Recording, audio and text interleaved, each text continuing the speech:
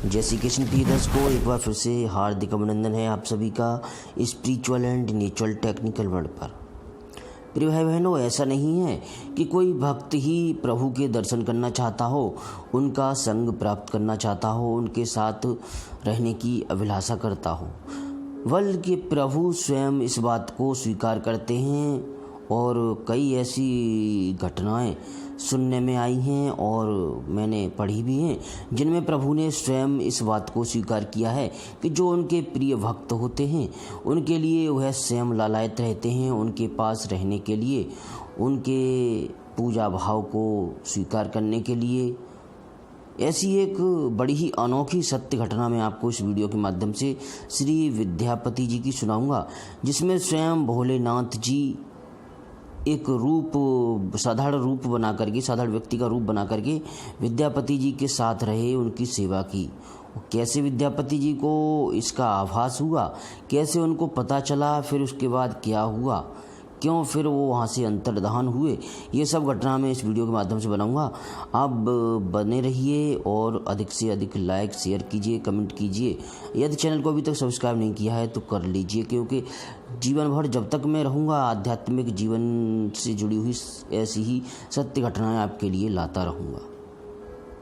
भगवान श्री कृष्ण और उनकी आह्लादनी शक्ति श्री राधा रानी जी के परम भक्त श्री विद्यापति जी का जन्म 15वीं सदी में बिस्पी नामक ग्राम में हुआ था।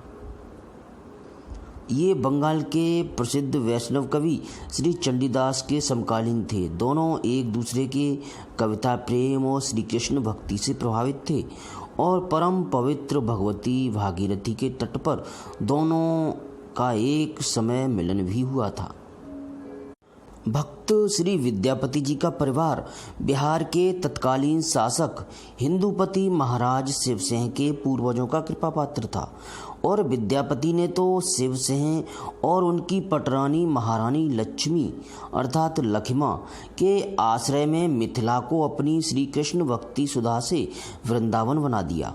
बिहार ही नहीं, उत्तरापथ की गली गली में उपवन और सरोवर तटों पर काव्य रसिक उनकी पदावली का रसास्वादन करके प्रमत्त हो उठे।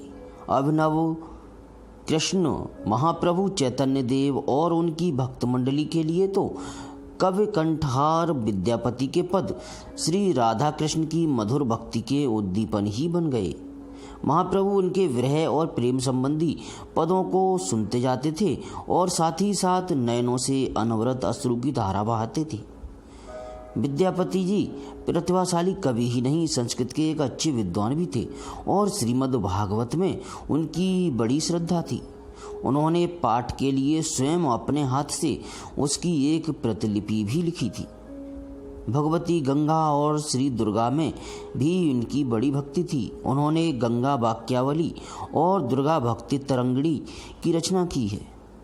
उन्होंने हिमचल नंदिनी भगवती पार्वती का अपने पदों में कहीं कहीं सादर स्मरण किया है। शिव और पार्वती में भी उनकी बड़ी अटल निष्ठा थी। भगवान शिव की स्थिति में उन्होंने बहुत से पद लिखे हैं। बिहार में इन नचारियों को लोग बड़े उत्साह से गाया करते हैं। ऐसा कहा जाता है कि विद्यापति की शिव भक्ति से प्रसन्न होकर भगवान भोलेनाथ ने अपना उगना नाम रखकर सेवक के वेश में उनको धन्य किया था। वह प्रसंग इस प्रकार है। एक बार श्री विद्यापति जी के मन में एक सुयोग्य सेवक की अभिलाषा हुई। बस उसी क्षण एक गौरववर्ण व्यक्ति इनके पास आया और अपने को नौकर रख लेने की प्रार्थना करने लगा। उसके सुंदर स्वरूप और मधुर वचनों ने इनके मन को आकृष्ट कर लिया, अतः इन्होंने सहर्ष स्वीकृति दे दी। उसका नाम उगना था।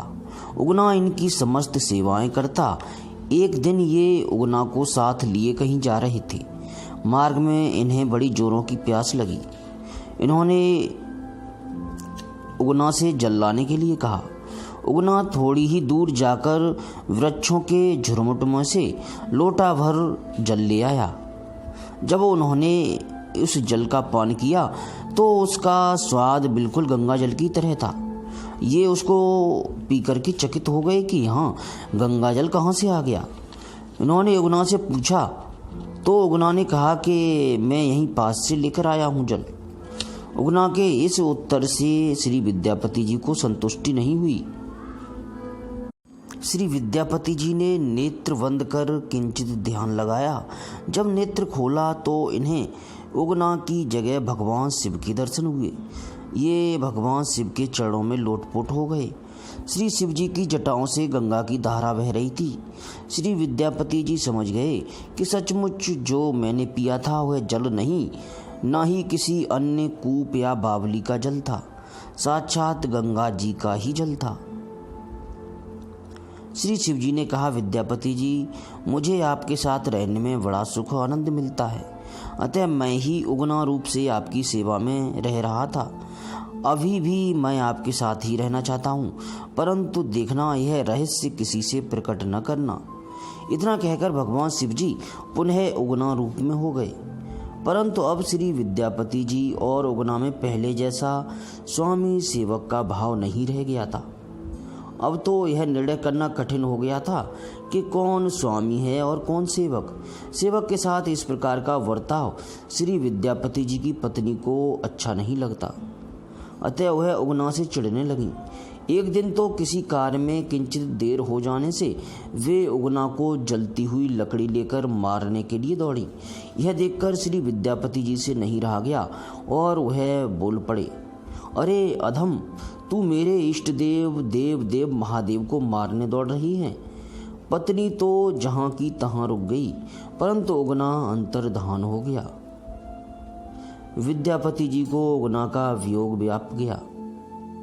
प्रिय भाई बहनों, यह कहना तो सरल नहीं है कि विद्यापति जी शैव थे या वैष्णव, पर उनकी सरल पदावली से उनकी श्री कृष्ण और श्री राधा के प्रति भक्ति और दृढ़ आस्था प्रकट होती है। उन्होंने भक्ति भाव से सने प्रेम, विरह, मिलन, अभिसार और मान संबंधी अनेक सरस पदों की रचना की। अपनी श्री कृष्ण भक्ति उज्ज्वल पताका इसी से फहराई। श्री कृष्ण ही उनके आराध्य देव थे। उनके पदों में भक्ति सुलभ सरलता और माधुर्य का सुंदर समन्वय मिलता है। प्रिय बहनों, कहानी को अधिक से अधिक शेयर कीजिए और लाइक और कमेंट भी कीजिए। और एक बात मैं फिर से आपसे कहना चाहूँगा कि अपनी आसक्ति को मात्र प्रभु के अतिरिक्त और किसी में उत्पन्न मत कीजिए। किसी और से उतना लगाव मत कीजिए। जितना आवश्यक है उतना ही अटैचमेंट रखिए, लगाव रखिए, अन्यथा आपको बेवजह कष्ट उठाना पड़ेगा, दुखी होना पड़ेगा। क्योंकि एकमात्र प्रभु ही नित्य हैं, अनंत हैं, हमेशा रहने वाले हैं और हमारे हमेशा के साथी हैं। इसलिए प्रभु का ध्यान स्मरण करते रहिए, उन्हें ही अपने मन में बसाइए। और आइए अब एक बार प्रेम से उनके चतुर्भुज स्वरूप का स्मरण करते हुए बोलते हैं, हरे राम हरे राम राम राम हरे हरे, हरे कृष्ण कृष्ण कृष्ण हरे हरे, हरे राम हरे कृष्ण कृष्ण कृष्ण हरे हरे।